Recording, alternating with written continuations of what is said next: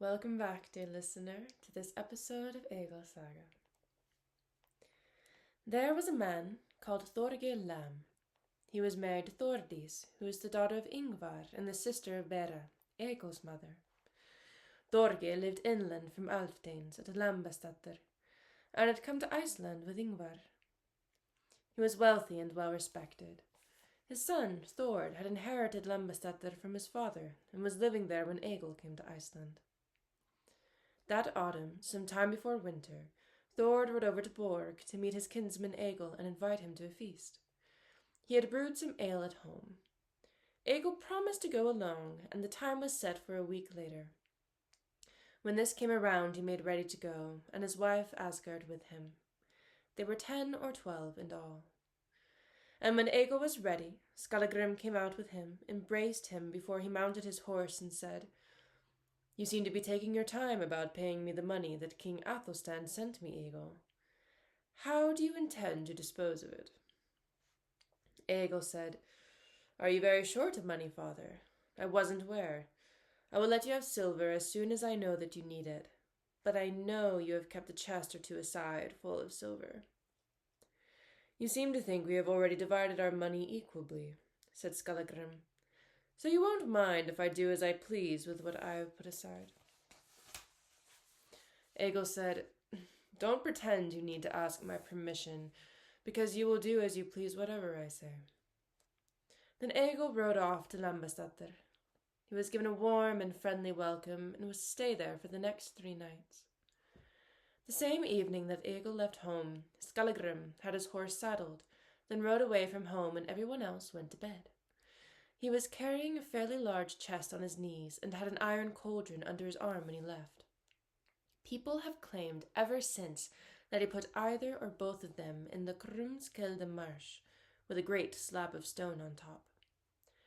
Skallagrim came home in the middle of the night, went to his bed, and lay down, still wearing his clothes. At daybreak the next morning, when everybody was getting dressed, Skallagrim was dead, sitting on the edge of his bed, and so stiff that they could neither straighten him out nor lift him, no matter how hard they tried. A horse was saddled quickly, and the rider set off at full pelt all the way to Lambastatter. He went straight to see Egil and told him the news. Egil took his weapons and clothes and rode back to Borg that evening. He dismounted, entered the house, and went to an alcove in the fire room, where there is a door through to the room in which the benches were and people sat and slept. Egil went through to the bench and stood behind Skallagrim, taking him by the shoulders and tugging him backwards. He laid him down on the bench and closed his nostrils, eyes, and mouth. Then he ordered the men to take spades and break down the south wall. When this had been done, Egil took hold of him by the head and shoulders, and the others by the legs. They carried him like this right across the house and out through where the wall had been broken down. They carried him out to Nausteins without stopping, and covered his body up for the night. In the morning, at high tide, Skallagrim's body was put in a ship, and they rowed it out to Dygrains. Egil had a mound made on the edge of the promontory, where Skallagrim was laid to rest with his horse and weapons and tools. It is not mentioned whether any money was put into his tomb. Egil inherited his father's lands and valuables and ran the farm. Thordis, Asgard's daughter by Thorolf, was with him there. King Eirik ruled Norway for 1 year after the death of his father, before another of King Harald's sons, Hakon, arrived in Norway from England, where he had been fostered by King Athelstan. This was the same summer that Egil Skallagrim's son went to Iceland. Hakon went north to Trondheim and was accepted as king there. That winter he and Eirik were joint kings of Norway. The following spring they both gathered armies, and Hakon's was by far the more numerous. Eirik saw that he had no option but to flee the country, and left with his wife Gunhild and their children. Arnbjorn the Herser was King Eirik's foster brother, and foster father to his children. King Eirik was fondest of him among all his landholders, and had made him the chieftain of all the Fjordane province. Arnbjorn left the country with the king, and they began by crossing over to the Orkneys. There the king gave his daughter Ragnhild in marriage to Earl Arfinn. Then he travelled south with all his men to Scotland and raided there, and from there he continued southwards to England and raided there as well. When King Athelstan heard this, he gathered a great force and went to face King Eirik. When they met, an agreement was settled whereby King Athelstan would appoint Eirik to rule Northumbria and defend his kingdom from the Scots and Irish. King Athelstan had made Scotland a tributary kingdom after the death of King Olaf, but the people there were invariably disloyal to him. King Eirik generally stayed in York. It is said that Gunhild had a magic rite performed to curse Egil Skallagrim's son from ever finding peace in Iceland until she had seen him.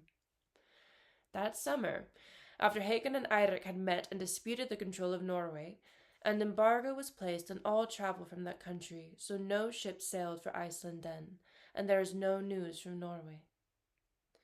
Egil Skallagrim's son remained on his farm. In his second year at Borg after Skallagrim's death, Egil grew restless and became increasingly melancholy as the winter progressed. When summer came, Egil announced that he was going to prepare his ship to sail abroad. He took on a crew, planning to sail to England. There were 30 men on board. Asgard would remain behind to look after the farm, while Egil planned to go see King Athelstan and collect what he had promised when they parted.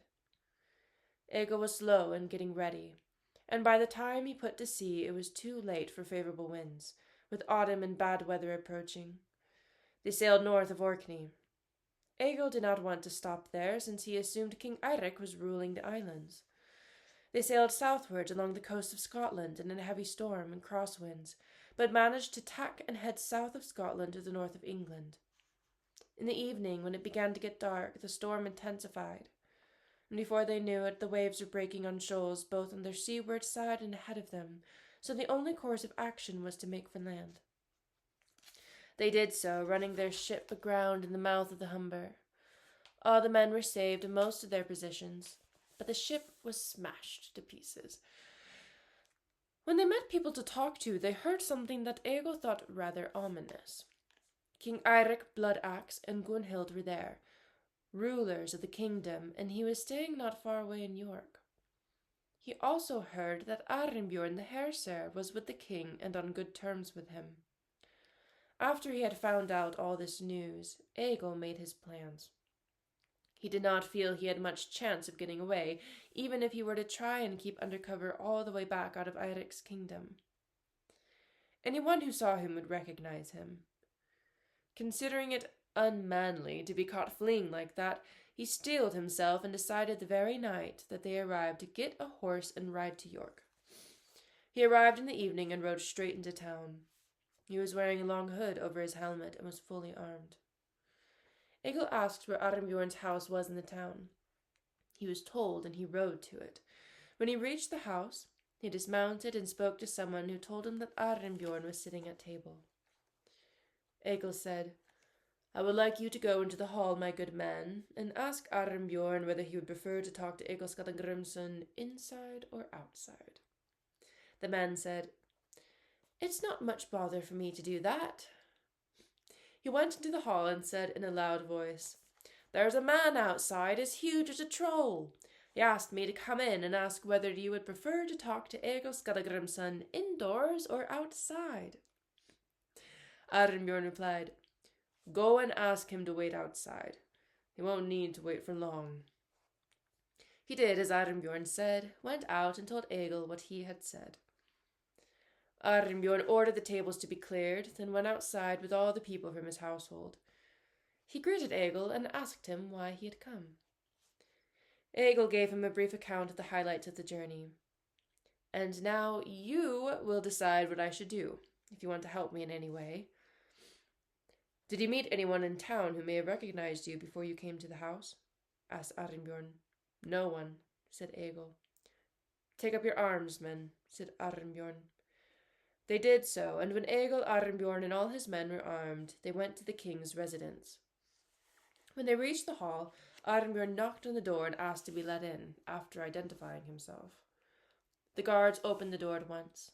The king was sitting at table. Arnbjorn said 12 men would go inside, and nominated Egil and 10 others. "Egil, Now you must go and offer the king your head and embrace his foot. I will present your case to him." Then they went inside. Arnbjorn went up to the king and greeted him. The king welcomed him and asked what he wanted. Arnbjorn said, "I have brought someone here who has travelled a long way to visit you, and wants to make a reconciliation with you. It is a great honour for you, my lord, when your enemies come to see you voluntarily from other countries, feeling that they cannot live with your wrath even in your absence. Please treat this man nobly. Make fair reconciliation with him for the great honour he has shown you by crossing many great seas and treacherous paths far from home. He had no motivation to make the journey other than goodwill towards you, because he could well spare himself from your anger and Iceland." Then the king looked around and saw over the heads of the other men that Egil was standing there. The king recognized him at once, glared at him, and said, "Why are you so bold as to dare to come to see me, Egil? We parted on such bad terms the last time that you had no hope of my sparing your life." Then Egil went up to the table and took the king's foot in his hand. He spoke a verse. "I have travelled on the sea-god's steed, a long and turbulent wave path, to visit the one who sits in command of the English land. In great boldness, the shaker of the wound-flaming sword has met the mainstay of King Harald's line." King Eirik said, "I have no need to enumerate all the wrongs you have done.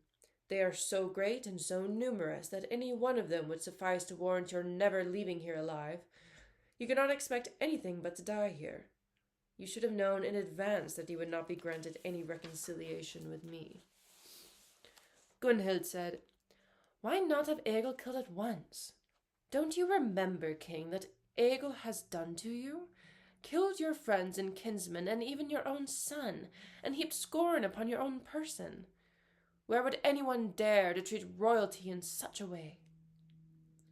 "If Egil has spoken badly of the king," Arnbjorn said, "he can make recompense with words of praise that will live forever."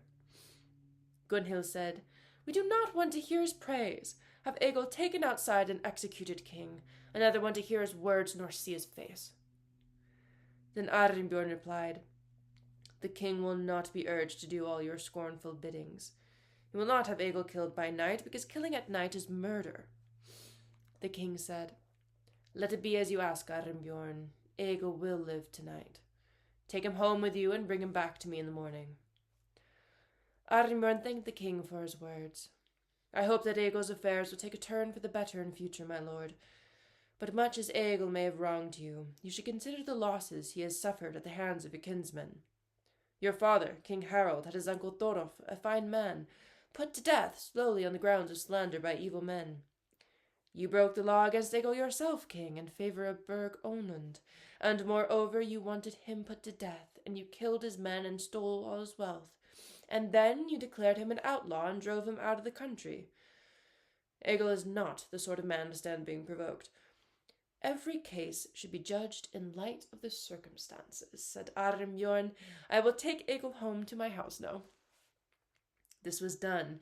When the two men reached the house, they went up to one of the garrets to talk things over. Arnbjorn said, "The king was furious, but his temper seemed to calm down a little towards the end. Fortune alone will determine what comes of this. I know that Gunhild will do her utmost to spoil things for you. My advice is for you to stay awake all night and make a poem in praise of King Eirik. I feel a drapa of 20 stanzas would be appropriate, and you could deliver it when you go to see the king tomorrow. Your kinsman Bragi did that when he incurred the wrath of King Bjorn of Sweden. He spent the whole night composing a drapa of 20 stanzas in his praise, and he kept his head as a reward. We might be fortunate enough in our dealings with the king for this to make a reconciliation between you and him." Egil said, "I will follow the advice you offer, but I would never have imagined I would ever make a poem in praise of King Eirik." Arnbjorn asked him to try, and then went off to his men. They sat up drinking until the middle of the night. Arnbjorn and the others went off to their sleeping quarters, and before he got undressed, he went up to the garret to Egil and asked how the poem was coming along. Egil said he hadn't composed a thing. A swallow has been sitting at the window twittering all night, and I haven't had a moment's peace. Arnbjorn went out through the door that led to the roof. He sat down near the attic window where the bird had been sitting, and saw a shapeshifter in the form of a bird leaving the other side of the house. Arnbjorn sat there all night until daybreak. Once Arnbjorn was there, Egil composed the whole poem and memorized it, so that he could recite it to him when he met the king the next morning. Then they kept watch until it was time to meet the king. King Eirik went to the table as usual with a lot of people. When Arnbjorn noticed this, he took all his men, fully armed, to the hall when the king was sitting down to dine. Arnbjorn asked to be let into the hall and was allowed to enter. He and Egil went in with half their men. The other half waited outside the door. Arnbjorn greeted the king, who welcomed him. "Egil is here, my lord," he said. "He has not tried to escape during the night. We would like to know what his lot will be. I expect you to show us favor. I have acted as you deserve, sparing nothing in word and deed to enhance your renown. I have relinquished all the possessions and kinsmen and friends that I had in Norway to follow you, while all your other landholders turn their backs on you. I feel you deserve this from me because you have treated me outstandingly in many ways." Then Gunhild said, "Stop going on about that, Arnbjorn. You have treated King Eirik well in many ways, and he has rewarded you in full. You owe much more to the king than to Egil. You cannot ask Egil to be sent away from King Eirik unpunished after all the wrongs he has done him." Arnbjorn said, "If you and Gunhild have decided for yourselves, king, that Egil will not be granted any reconciliation here, the noble course of action is to allow him a week's grace to get away, since he came here of his own accord and expected a peaceful reception. After that, may your dealings follow their own course." Gunhild replied, "I can tell from all this that you are more loyal to Egil than to King Eirik, Arnbjorn.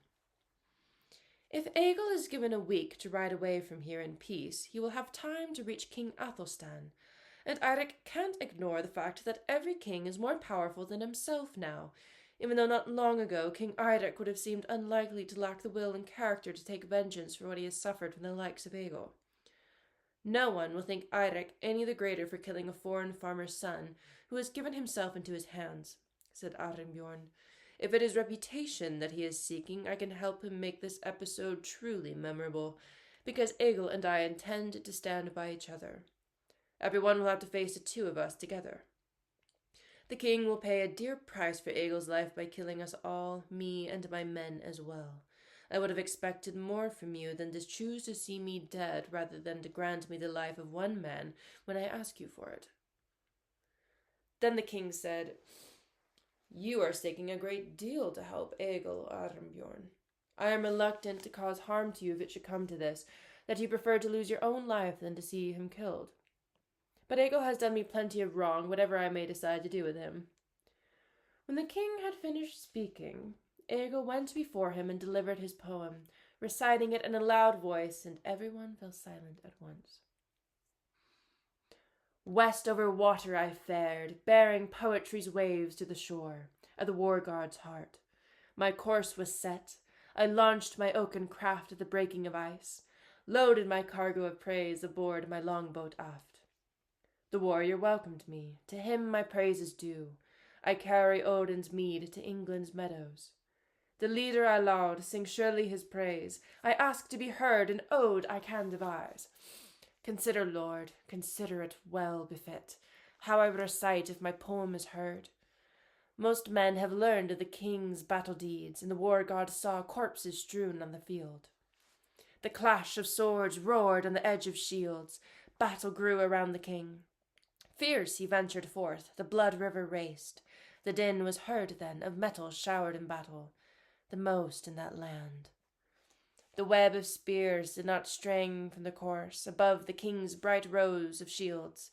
The shore groaned, pounded by the flood of blood, resounded under the banner's march. In the mud men lay where spears rained down. Eirik that day won great renown. Still I will tell, if you pay me heed, more I have heard of those famous deeds. Wounds grew the more when the king stepped in. Sword smashed on the shield's black reams. Swords clashed, battle sun and whetstone saddle. The wound digger bit with its venomous point. I heard they were felled, Odin's forests of oaks, by scabbard icicles in the play of iron. Blades made play and swords bore down. Eirik that day won great renown. Ravens flocked to the reddened sword, spears plucked lives, and gory shafts sped. The scourge of Scots for the wolves that trolls ride. Loki's daughter Hel trod the eagle's food. Battle cranes swooped over heaps of dead. Wound birds did not want for gulp of blood. The wolf gobbled flesh, the raven daubed the prow of its beak in waves of red. The troll's wolfish steed made a match for its greed. Eirik fled fesh to the wolf afresh. The battle maiden keeps the swordsmen awake when the ship's wall of shields breaks. Shafts sang and points stung, flaxen strings shot arrows from bows. Flying spears bit, the peace was rent, wolves took heart at the Towton bow. The war-wise king fended a deadly blow, the yew bow twanged in the battle's fray. Like bees arrow flew from the drawn bow of yew, Eirik fed flesh to the wolf afresh. The more I desire that men realize his generous nature, I urge on my praise. He throws gold river flame, but holds his land in a hand like a vice. He is worthy of praise. By the fistful he gives the fire of the arm, never sparing rings lives, he gives riches no rest. Hands gold out like sand from the hawk's coast. Fleets take cheer from the grindings of dwarfs. The maker of war sheds beds for spears. From his gold-laden arm he spreads brooches afar. I speak from the heart. Everywhere he is grand. Eirik's feats were heard on the east-lying shore. King, bear in mind how my ode is wrought. I take delight in the hearing I gained. Through my lips I stirred from the depths of my heart Odin's sea of verse about the craftsmen of war. I bore the king's praise into this silent void, my words I tailored to the company. From the seat of my laughter I lauded the warrior, and it came to pass that most understood. King Eirik sat upright and glared at Egil while he was reciting the poem. When it was over, the king said, "The poem was well delivered. Arnbjorn, I have thought about the outcome of my dealings with Egil. You have presented Egil's case so fervently that you were even prepared to enter into conflict with me. For your sake, I will do as you have asked and let Egil leave safe and unharmed. You, Egil, will arrange things so that the moment you leave this room, neither I nor my sons will ever set eyes upon you again. Never cross my path, nor my men's. I am letting you keep your head for the time being, since you put yourself into my hands and do not want to commit a base deed against you. But you can be sure that this is not a reconciliation with me or my sons, nor any of my kinsmen who wants to seek justice." Then Egil spoke a verse. "Ugly as my head may be, the cliff my helmet rests upon, I am not loath to accept it from the king. Where is the man who ever received a finer gift from a noble-minded son of a great ruler?" Arnbjorn thanked the king eloquently for the honor and friendship he had shown him. Then Arnbjorn and Egil rode back to his house. Arnbjorn had horses made ready for his men. Then with 100 of them, all fully armed, he rode off with Egil. Arnbjorn rode with the party until they reached King Athelstan, who welcomed them. The king invited Egil to stay with him for as long as he wished and be in great honor, and asked how he had got on with King Eirik. Then Egil spoke a verse. "That niggard with the justice, maker of blood raves for ravens, let Egil keep his black-browed eyes. My relative's courage availed me much. Now as before I rule the noble seat that my helmet, the sea lord's hat, is heir to, in spite of the wound dispenser." When they parted ways, Egil gave Arnbjorn the 2 gold rings weighing a mark each that King Athelstan had given him, while Arnbjorn gave Egil a sword called Dragvandil, Slicer. Arnbjorn had been given it by Egil's brother Thorolf. Before him, Skallagrim had been given it by Egil's uncle Thorolf, who had received it from grim Hairy Cheeks, the son of Ketelhing. Ketil had owned the sword and used it in duels, and it was exceedingly sharp. Egil and Arnbjorn parted in the greatest friendship. Arnbjorn returned to King Eirik in York, where Egil's companions and crew were left in peace to trade their cargo under his protection. As the winter progressed, they went south to meet Egil. Tack skal du ha. And I apologize for some of the mispronunciations, but I hope you enjoyed this episode of Egil Saga.